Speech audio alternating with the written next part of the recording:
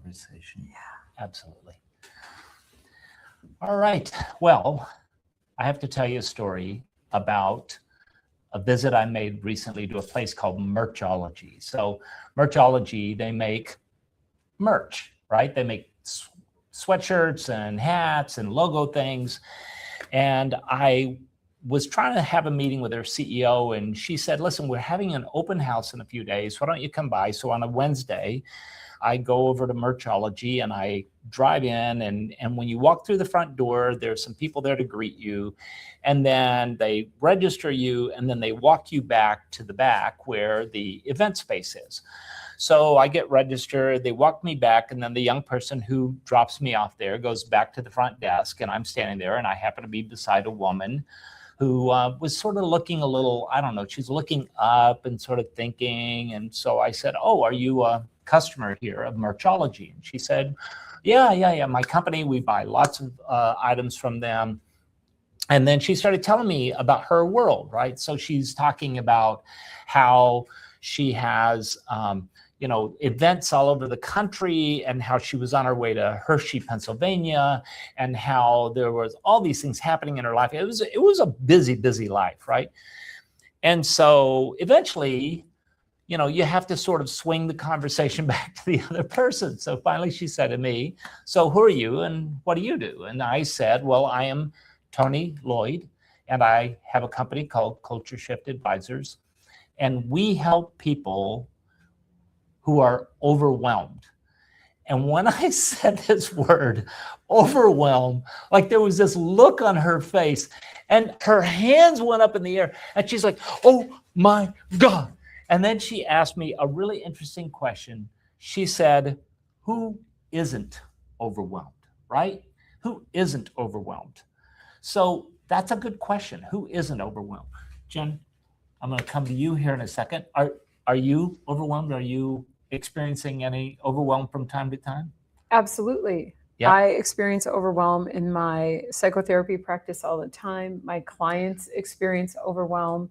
Every single one of them that walks through my door is in some sort of state of overwhelm. Yeah. It seems to be an epidemic in our culture. Yeah.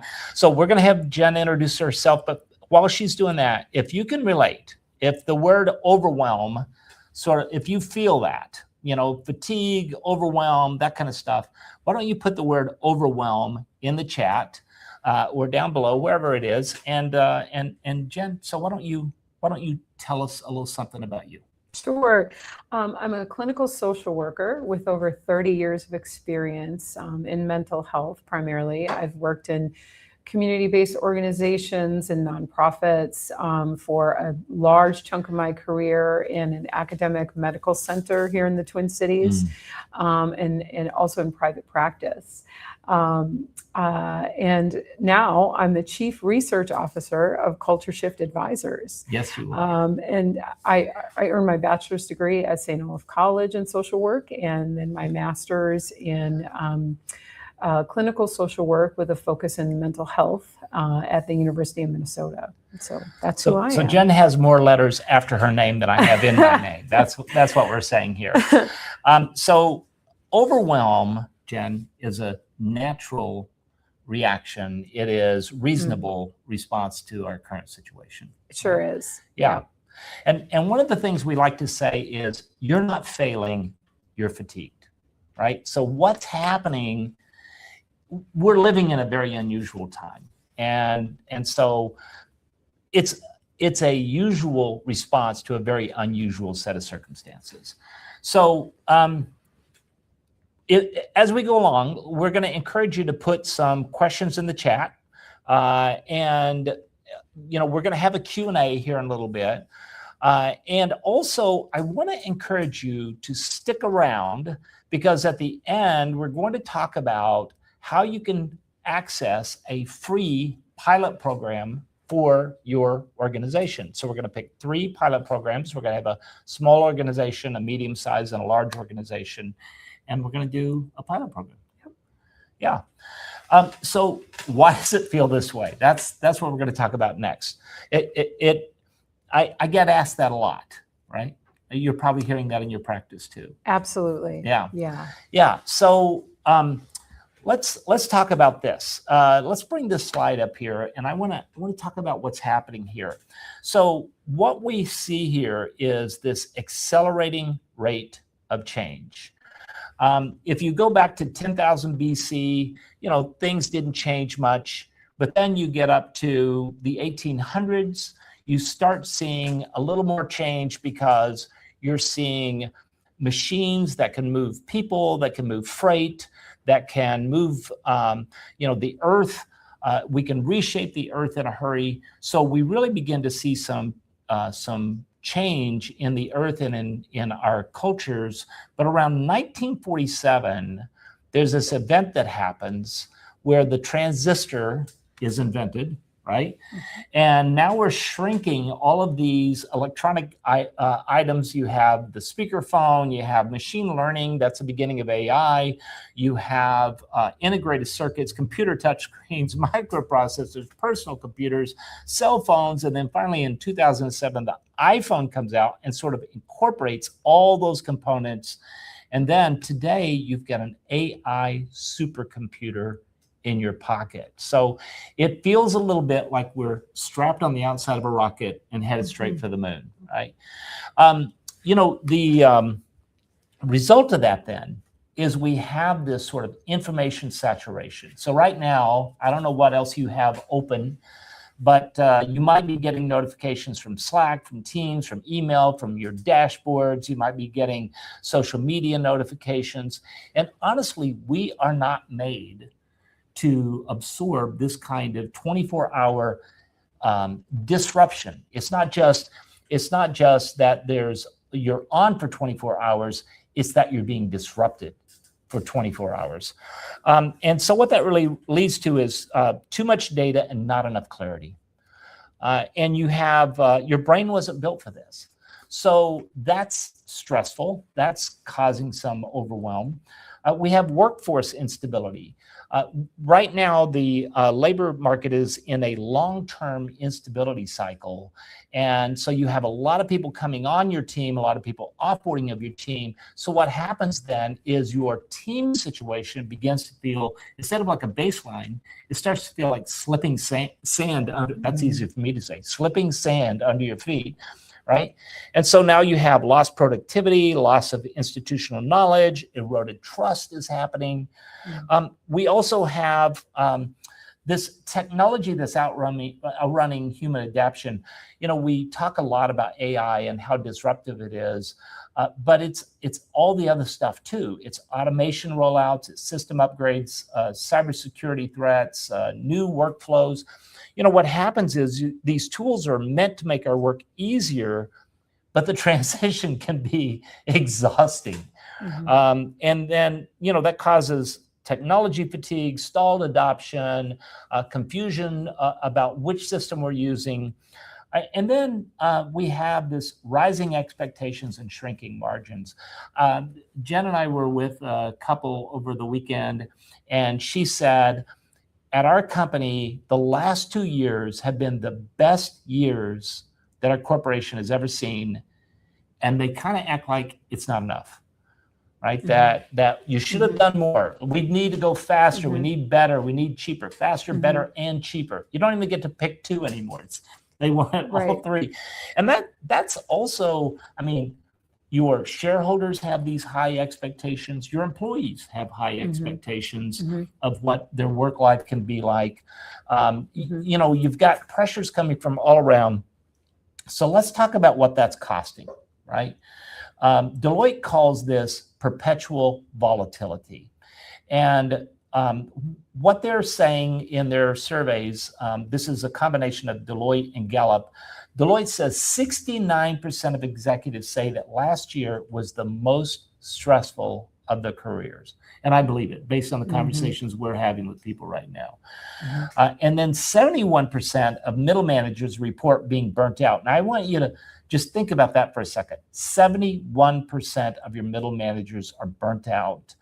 The mighty middle, that's where things really get done, right? You have your executives leading, You have your first line supervisors and your individual contributors, and the people who really make sure this thing holds together. That's your middle managers. And if 71% of your middle managers are burnt out, that's a real problem. And then the last one is 60% of employees report high daily stress. That number seems a little low to me, doesn't it to you, Jen? It does seem low. Yeah. And to your point on that, the couple that Tony mentioned that we were with over the weekend, whose company just had their best 2 years in a row ever, she was saying that she's already working 11-hour days. Yeah. 11-hour days, Yeah. Weeks on end. Right. And so I believe that may be even an underestimation. Yeah. Yeah. So in the chat, what's overwhelming you? Why don't you put some things in the chat and let us know what's overwhelming you right now. And while you're doing that, we're going to talk about the research. So we're going to go over to Jen here. So I've been doing too much of the talking, Jen. Let's talk about the research. Now, you've got a research document going on right now. I do. And that research document, about how many pages are you right now? Well, it's well over 100. Well, and the bibliography is huge because Yeah. I just keep finding more and more Yeah. information. And Yeah. it's really rich because this kind of research crosses, it's multidisciplinary. It's IO psychology, it's social psychology, it's leadership and development research. So it's really interesting to me. Right. It's such a wide variety of disciplines that I'm looking at. Right. And So- we've been talking about how upsetting our modern world can be. Mhm. Right. And we could talk about all kinds of reasons why our modern world is upsetting. But when it comes to how do you calm yourself in the middle of all this kind of, Yeah. I think the phrase we've been using is chaotic churn of constant change, right? Yep. Chaotic churn of constant change. Yep. So how do you calm yourself in the middle of all that? Well, so fundamental to helping leaders, and I'm also going to include frontline staff. So leaders, middle management, frontline staff, is really looking at mindfulness practices. So mindfulness is really a buzzword in lots of well-being spaces, but this has been around for a long time now, 30 years or so. And really kind of the godfather, if you will, of getting these practices more in the mainstream is Jon Kabat-Zinn. And so he developed mindfulness-based stress reduction and really kind of developed a 6-week course in doing mindfulness-based stress reduction. This is a course I've actually taken myself a number of years ago at the University of Minnesota Center for Spirituality and Healing. And many people have taken it, including many executives.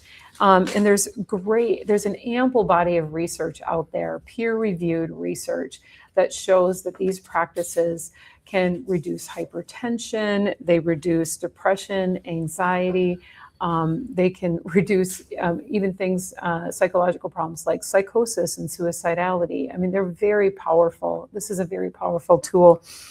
And so this, the effectiveness of these kinds of practices, which include breathing, meditation, staying present and focusing on what is in the present moment, developing patience, all of these kinds of practices are really, really important and really successful.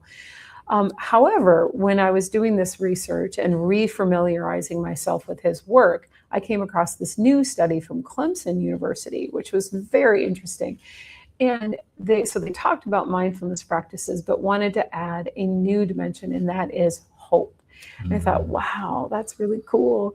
And they thought that hope was really a superstar in helping people develop a more future-focused perspective and mindset, and that tended to boost resilience. And the methods they employed were really simple things like engaging in activities you enjoy, connecting with loved ones, and practicing gratitude. So Wow. that was really interesting information. Yeah, that hopey changey thing. It really does work. Hopey changey. You've been also looking at, how do you continue, right? So, you come up against all these things, and how do you keep going? And you've been talking about this sort of rhythm of rest and recovery. So that's in your Yes. research too. So It is. Tell me more about Yes. So lots of studies have looked at leaders in businesses and their detachment from work during non-work time, and how that affects the effects of their practices, how that trickles down to employees in the organization, from managers, middle managers, all the way down to frontline staff. And so I found that really fascinating. So there's lots of studies about this. And there's a 2018 study that shows not only do leaders, when they're not at work. So let's say an executive is at home on the weekend, and that executive is, I don't know, doing activities with their family, or they're golfing or whatnot. If that executive decides to send an email to one of their managers on a Saturday afternoon, and even if that email says something like, "Hey, I don't expect you to really attend to this till Monday," just that manager sending that email to that person in their organization, that person is going to spend time engaging with that email and thinking about it and doing something with it on their downtime from work. And so that culture of non-detachment is really harmful to people's sense of getting away from work, having full rest and recovery cycles. And so what this study said is that it's really, really damaging. And that just made a lot of sense to me. And so what leaders can do is to stop that behavior. And what they do, both at work and outside of work, is really critical and crucial to employee well-being. Yeah, before we leave that, you were talking about how a manager not being detached from work, and then that trickles down in the organization. But I think you told me also, like, full detachment from work can be as helpful, as beneficial as like exercise. Absolutely. So there was another study I came across that sometimes when leaders detach from work, they do other really intense activities, and like exercise. And exercise is a great thing, you want to move your body. It's really important to eat, sleep, move, connect with others, do pleasurable activities, those 5 things. I'm always preaching those 5 things to the clients I work with. But when leaders are engaged in something that's really, really intense, what this study found is that wasn't very helpful, and that actually just rest was more helpful than engaging in another intense activity. Right. So that was really eye-opening as well. And it's the full disengagement from work that makes the difference. Fully disengage from work. Right. And we're so reluctant to do that, I think, especially in our country. And there's also been some cross-cultural studies as well. There are other countries in the world that have a problem with this too. Right. We have like a minute left here, but let's talk about awe. You've been going on and on about awe, right? Yeah. So tell me what you're finding in the research about awe right now. Here's so there is a professor, Dr. Keltner, and he is a professor at UC Berkeley and the director of the Greater Good Science Center and the author of Awe, the New Science of Everyday Wonder and How It Can Transform Your Life, written in 2023. And so he and his partners have done a bunch of studies in the last 2 decades that says in business, the way this applies in business is developing a sense of awe and wonder can help foster creativity, enhance collaboration, and improve decision-making, all things that are really important to leaders today. And so here's another I know I'm taking a little bit of time. That's okay. But here's another really important aspect of this. The research shows that having a sense of awe can help develop a smaller or vanishing sense of self. So, in other words, this idea that we are just a small part of this great big world, and helping diminish ego, not inflating ego, which I think for leaders is really important. Simple ways to make this happen. 5 minutes per day, reflecting on what he says are the 8 wonders. Now, I don't have time to go into all of these, but they are Give us some examples. moral beauty, nature, music, visual design, big ideas, stories of life and death, transcendence, collective effervescence, which just means getting out there and moving with people, noticing things in your environment. So that was really exciting new research that I happened upon in this adventure. Yeah. And you and I had to figure out what's the opposite of overwhelm? And the word we landed on was endurance. Endurance. Right? Yeah. And so endurance is being unshakable in a world that feels unstable. Mm-hmm.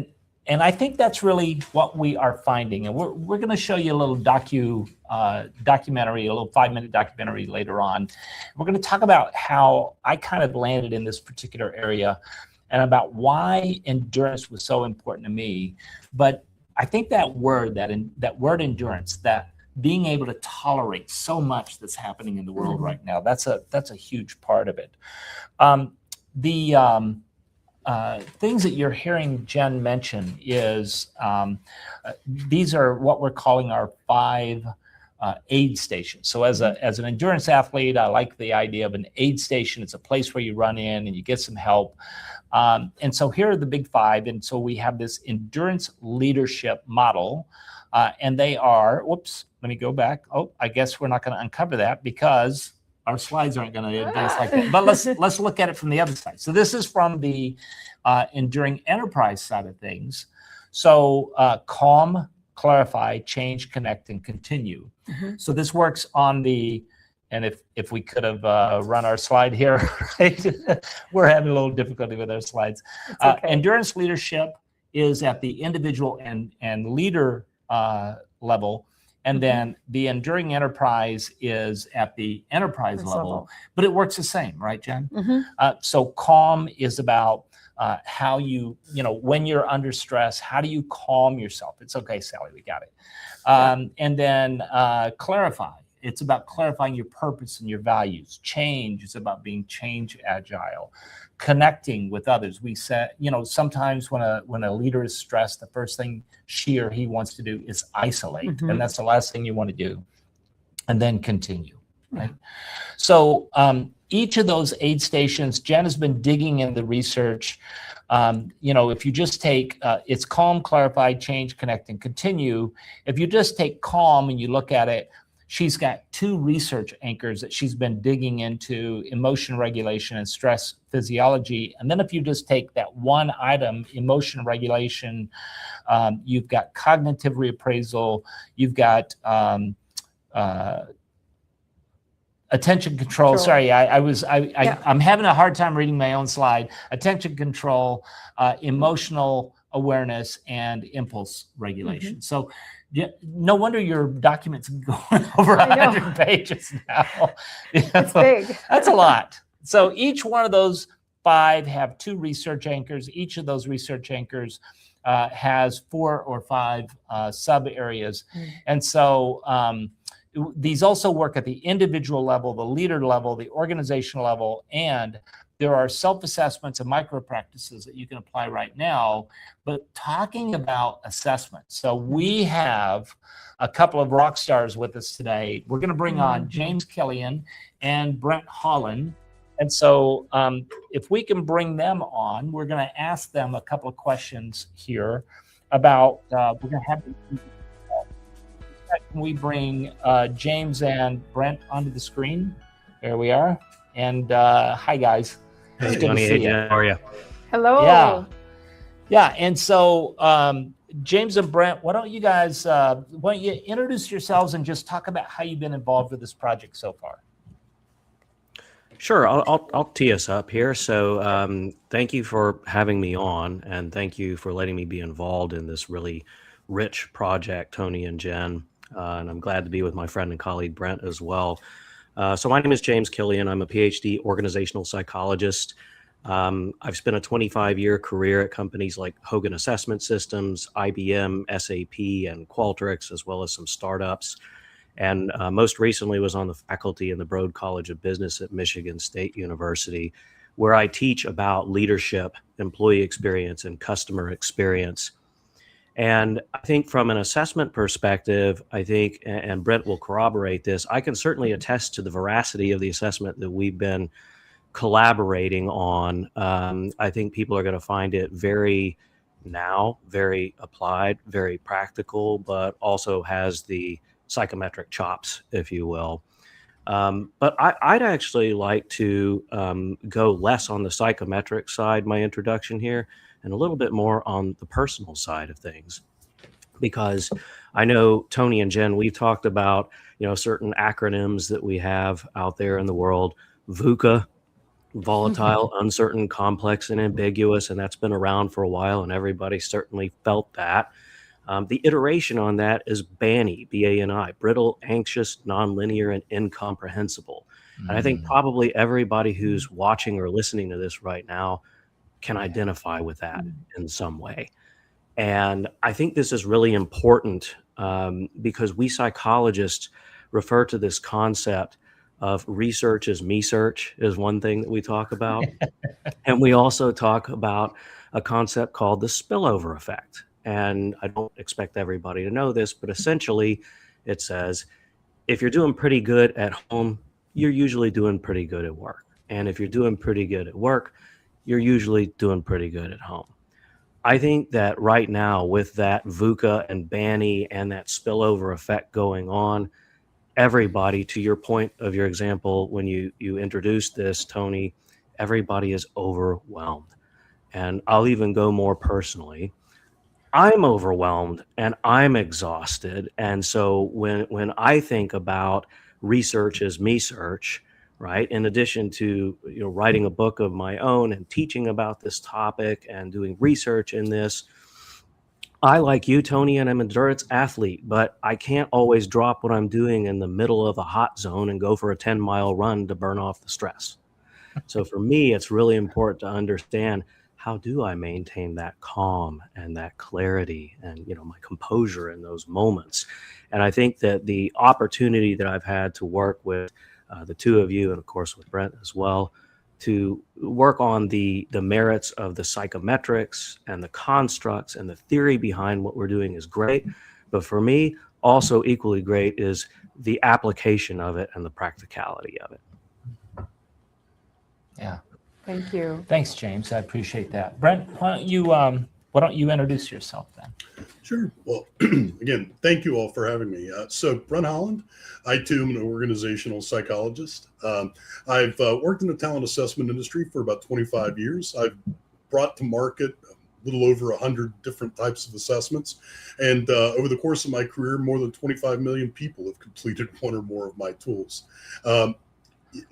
My connection with James goes back more than 2 decades, and he connected with me about this project and suggested that it might make sense for me to have a look at the assessment and what Tony, what you were doing, and Jen, and to see if I could perhaps add some value in terms of the research behind the tool, how we're bringing it to market, and ultimately, how to ensure that we're able to create a product that's going to drive insight and create meaningful value for people. The first thing I would say, having been in this space for such a long time, is that, there are a lot of assessments in the market today. It's almost overwhelming. Any social media, we're going to see 100 different types of tools. The problem is that the vast majority of tools that people are exposed to today, they tell a story, but more often than not, it's a fiction story. It's not true. And I think that where we create tremendous value is by building tools that tell a true story, a nonfiction, that actually create meaningful insights, that unlock something that perhaps we didn't know. And when I looked at the endurance leadership assessment, what I was able to find was really a couple of things that I found fascinating. The first is that, Tony, the work that you and Jen did is that you actually, perhaps knowingly, or even more, perhaps unknowingly, you created an interesting framework for how to measure this tendency for overwhelm. And what you did is that you brought together the capacity to evaluate how people experience various circumstances and conditions in one's life, but then you looked at the response pattern, how people respond to those conditions, or those tendencies, if you will. And in so doing, you created the ability to drive insight, not only in terms of how one might experience various stressors or stimuli in the environment, but also that behavioral response. And by having that layered approach in the tool, it creates enormous value, because it helps us to give people insight in terms of actual steps they can take to adapt how they're responding, to improve their own performance, and ultimately to learn to deal with these various stressors that overwhelm, as you like to say, and how to cope with that in a more effective and productive way that allow people to thrive in ways that perhaps they haven't been able to, because they struggled to figure out why everything was it just feels like so much. What you're able to do is simplify it and help people take meaningful steps one at a time in clear behavioral terms. Yeah. Thanks. Thank you. Thank you. Well, okay, that was good. And the two of you have pointed out to us, it's one thing to be able to assess. It's what you do with those assessments after the fact. Yeah. So, and that's really important to me. As I've spent my whole 30-year career being a clinician and working with all kinds of people and helping to problem solve. And make changes. And so it's really important that, we have a tool that not only points out problems, but helps people make reasonable steps towards some change. Yeah. Anything else you two want to share? I'm sorry, James, I walked over you. Go ahead. Oh, I'm not hearing you, James. Thank you. I got. Oh, there it is. There it is. Okay.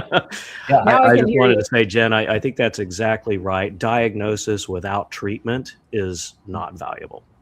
No. That's cruel. Yeah. Thank you. Yeah. Anything else the two of you want to share? Any other thoughts or, about anything we've shared so far? Yeah, I think the last thing I would say is that, it's hard for us to know why we're experiencing the world the way we do. We think we know. We look at a stressor and we blame the stressor. The email, Jen, to your point earlier, you get the email over the weekend, all of a sudden that creates disruption and the blame goes to, well, my boss emailed me. Well, the question is, what is it about how we are responding that also contributes to that? And I think that, we can't change the world around us, but we can change how we react and how we respond and improve that dynamic. And for us, I see the assessment as a way to really become more familiar with our own tendencies and styles and how we're responding. Because if we understand that, we understand those responses, now we can also begin to create a framework to help ourselves improve and to be able to navigate a lot of this disruption that we're all facing today. Yeah. Agreed. Yeah. Well said. Anything else from you two before we go? And we're going to keep you around for the Q&A here because we've got some questions coming up. All right. Okay. Thank you. Thank you. Well, listen, we have sort of 5 layers of assessments. These two folks have given us some feedback on the first layer about endurance leadership self-assessment. And if we can go to the slide here, there's an endurance leadership team report that sort of rolls up that set of assessments across an organization. Then we have the enduring enterprise assessment, which sort of looks outward, not a self-assessment, but what am I seeing in my organization?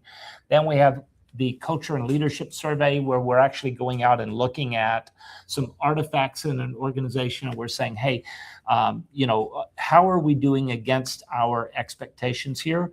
And then there is the that's okay.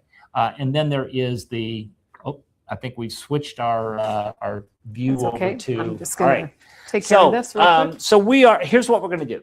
We're going to do some questions. There we go. There are just a few more items. Thank you, Jen. There are just a few more items. We're going to do a Q&A. We're going to do a 5-minute documentary. Look at that. That sort of describes the background of why is this happening? What are we working on? Why do I care about it? For sure. We're going to describe some ways that you can work with us. And then we're going to, we said that there's a pilot offer. So we're going to tell you how to get that. And then we're going to give you a whole bunch of free stuff. We've just got a whole big basket full of free stuff that you can walk away with as fabulous gifts and prizes. So let me ask Scott. Scott, are there questions that have come in? Can we put anything up on the screen? Is there anything that has been asked that we could answer here? And do we have questions? And I'm not hearing, and I'm not saying. So Some good comments. there are some good comments, Sally says. Awesome. So what are some of the comments we're seeing here? We did ask a few times, and I thought about it after the fact. I'm like, well, we are asking you to put things in, but we're not asking you to, we're not stopping to comment on them. So, all right. What's the first aid station leaders skip? What's the first aid station most leaders skip? What do you think, Jen? I would say probably clarify. Clarify. Yeah. I would say a lot of leaders skip clarify. Okay, so say more. So clarify is about your purpose and your values and that kind of thing, right? Your purpose, your values. I mean, lots of leaders can't skip calm because they need it desperately. Their nervous systems are too engaged to not skip calm, but clarify. I think that's one that you have to be a lot more deliberate about, to really look at, well, what are my values here? What are my ethics? They're moral questions, and those take time to reflect on. And I think you may be in a position as a leader where you've gone down several roads and made lots of decisions in your organization, and then maybe have to walk back a lot. So I think clarify is easy to skip because it's really, really hard. Yeah, exactly. And I would say that continue thing, the cycle of the rhythm of rest and recovery. I mean, sometimes we're swearing we're going to rest and recover, but I don't know about you, Jen, but I've had times in my career where Sunday is supposed to be a rest day, but really what it was an anxiety day. It was a day of me worrying about those things that are going to hit my desk on Monday morning, and I'm trying to push things out over the weekend. We're really terrible about this, and when I say I think our Western culture here in the United States in particular, our European colleagues seem to be a little bit better at this. Other parts of the world are better at this. But we are not good at deliberate rest and renewal cycles in work. And what's interesting, I recently had an experience where I was running a half marathon, and my plan was, and I was coming into it a little bit underprepared.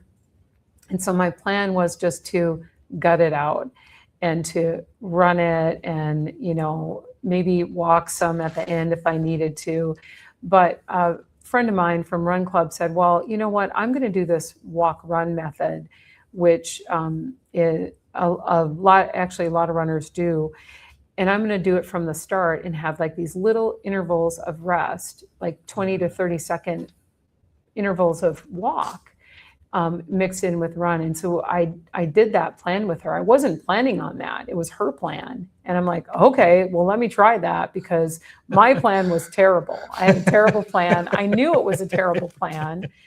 So I did her plan, and it was amazing. Like these little breaks of these walk breaks, I actually finished faster, and we got faster as the race progressed, and I felt great at the finish. Yeah, that like rhythm of rest. Oh my gosh. Yeah. So like that was just like my own, like, oh, Right. well, that's a metaphor for this, isn't it? Yeah. Yes. Any other questions we have? Okay, here's one.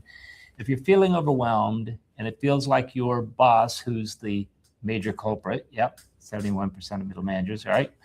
What do you suggest you do?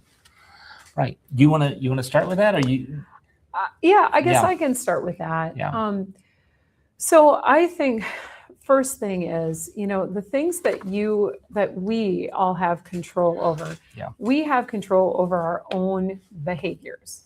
We don't have any control over anybody else's thoughts, feelings, actions, behaviors. We only have control over our own behaviors. So I would suggest that you start with your own needs first.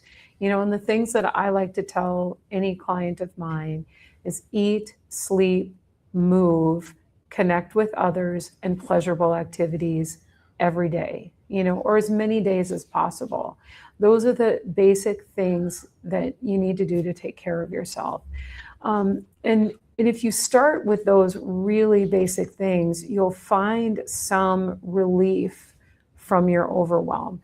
Now, is anything going to change with, your boss's behaviors right away? Probably not. But things will start to change with your own physical body, your own mental sense of well-being.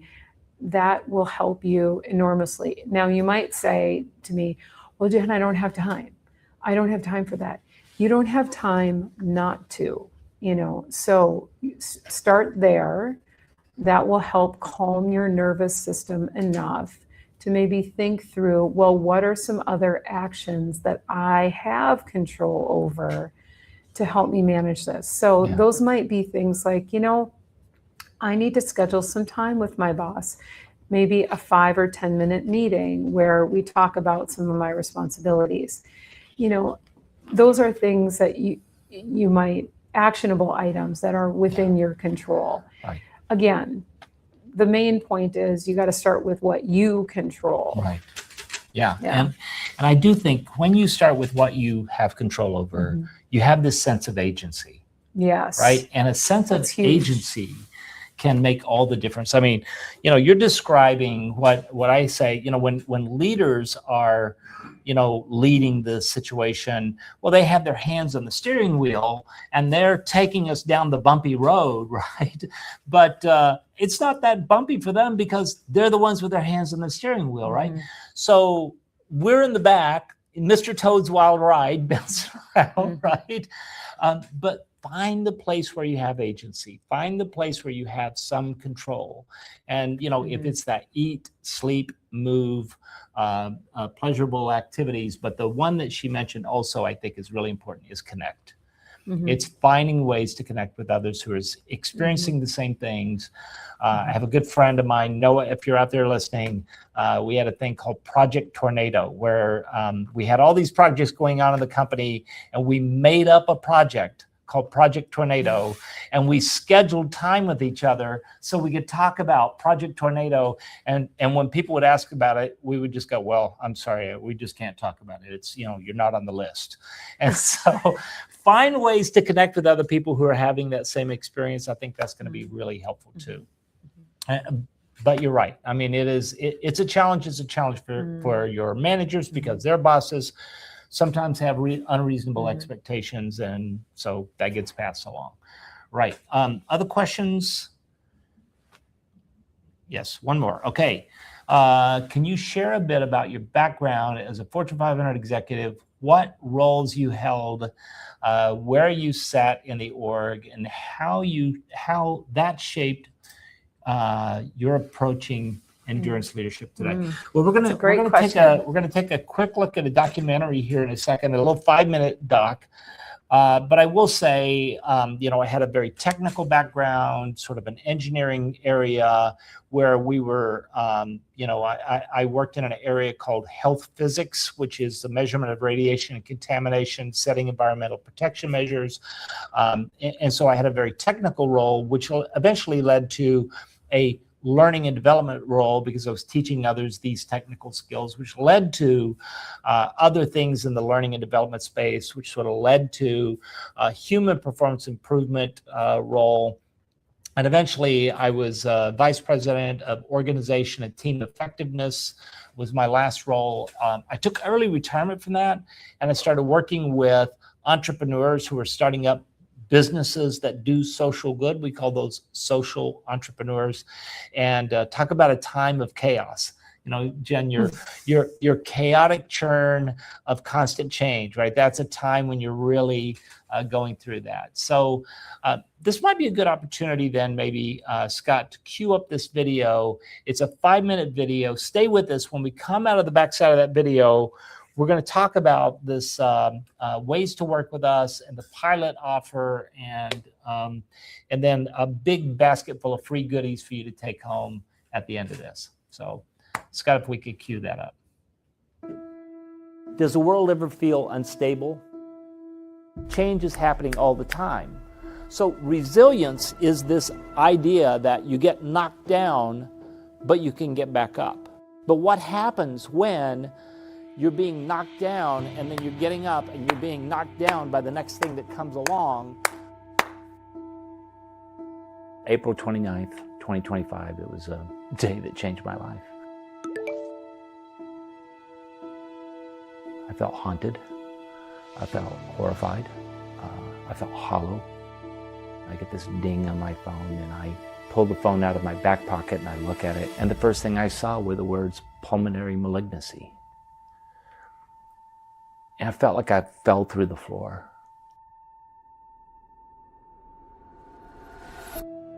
So when I'm standing in the corner and the seed of an idea comes to me, how do you endure when the bottom drops out? So I set out on a mission.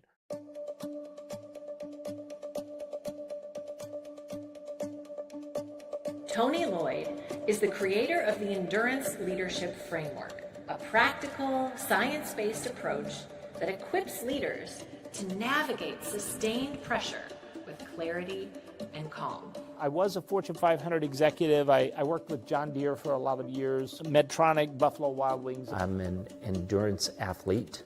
I'm a cancer survivor. And today I run a company called Culture Shift Advisors. And so in that kind of constant change, people become fatigued. The danger is that you're going to lose your best and brightest. When someone leaves your organization, it takes 1.5 times their annual salary to replace them. Did you know when a manager or a leader walks into a room, within microseconds, the rest of the team begins to reflect their mood?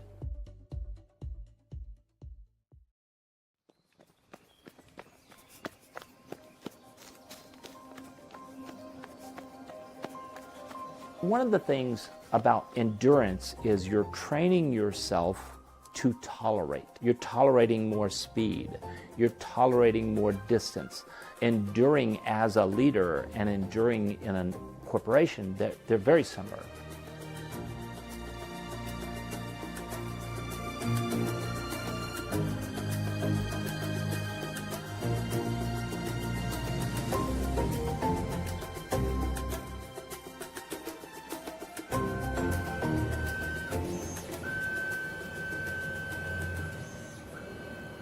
All beginnings are hard. I knew that I was going to be challenged to improve my lung capacity. I only have the lungs left that I have. And so I've never done this. It's a different thing for me. What does success at that race look like? Finish. I know that I won't win. Right? That's not the goal.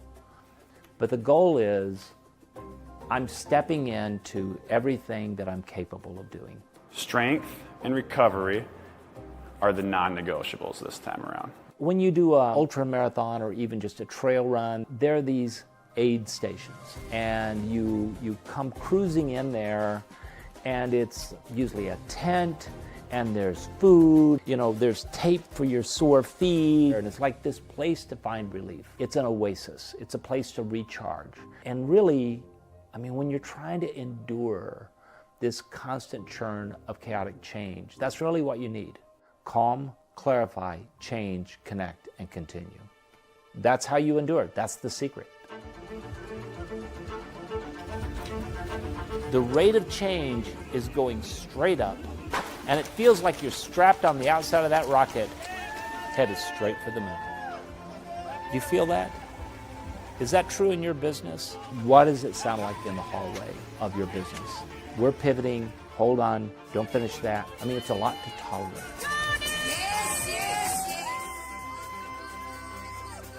Mission accomplished. Today I ran 4:32:18, and I feel great about it. It was just leaning on my heart and just pushing through. I believe that we are in a time that is calling for breakthroughs to make a lasting impact.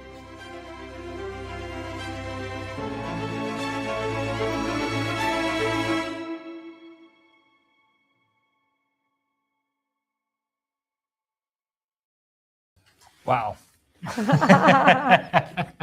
That's almost embarrassing. No, it's awesome. Yeah, that was great. And so we're going to talk just briefly as we wrap up here. We're going to talk about ways that you can work with us.